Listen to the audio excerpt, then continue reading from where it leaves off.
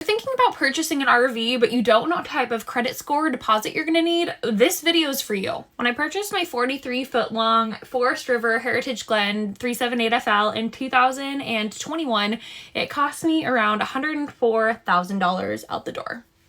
I believe the sticker price was around $89K, but between the $8,000 for the extended warranty and all of the insane taxes and registration fees that California hits you with, I left around $104K. My credit score at the time was around 770, and I think I ended up putting $40K down the day that I bought the trailer.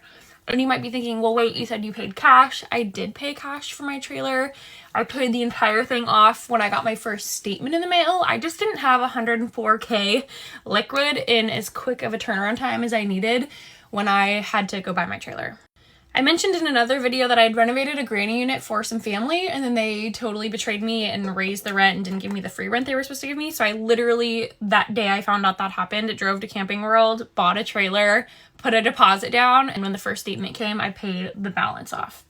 However, because that was the situation, I can tell you some real numbers. So I put $40,000 down on a $104,000 trailer. My payments would have been $478. Again, this was a couple years ago, so interest rates were low.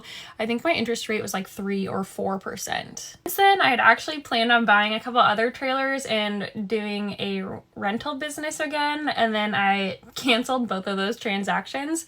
But when I did both of those transactions, I wasn't going to put anything down. I had like a 770 credit score, and my payments would have still been like $500 or $600 a month.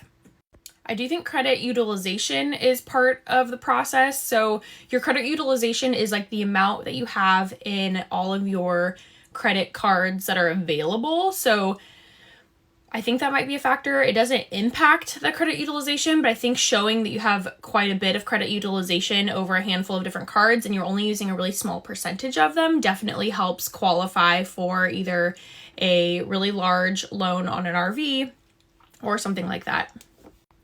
I also had owned a home, and so I'm not sure how much that factors into the bank seeing like, okay, you could pay a mortgage, you were gonna have no problem making a trailer payment.